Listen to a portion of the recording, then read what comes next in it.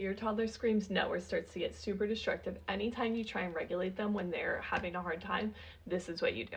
When my oldest was 2.5, if I tried to get her to take deep breaths while she was having a tantrum, it would turn into her screaming no. And one time she even swiped all of the houseplants off of our coffee table onto the ground. So kids with this sort of temperament react differently to regulating than kids who have a calmer, more mild temperament. There are some things I wish I would have known back then that I teach to moms every single day now. For reference, I also have a kid who, if I tell him to take a deep breath, he's like, okay, mama, and he's just like so chill and calm. So there is a big difference that I can see. Scrolling through videos and advice, some people will tell you to ignore it. Some people will tell you to send them to timeout so they learn it's not okay, that it's disobedience. Some people will say just validate their feelings over and over again because they're having huge emotions, and none of those things are really going to work on their own. This is what I would tell you to do. Number one, you've got to start regulating them before they're dysregulated. If you're waiting until the moment they're having a tantrum, it's too late. That's the same as showing up to a marathon and deciding, okay, I'm gonna run this marathon today, never having trained.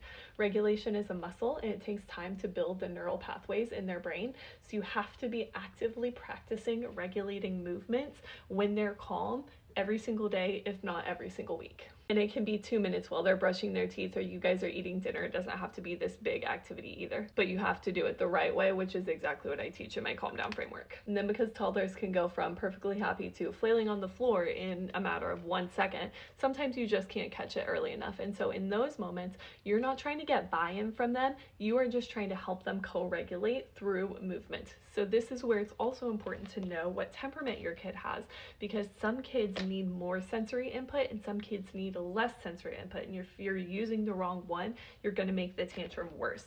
For one of my kids, it's more, so things like deep pressure and throwing stuff works really well for them. For the other, it's less, so things like ripping up paper, scribbling, or even ice water works better for them. Those two things combined are what's going to actually start to build in the skill of using regulating tools for your little kids. Oh, poked myself in the eyeball.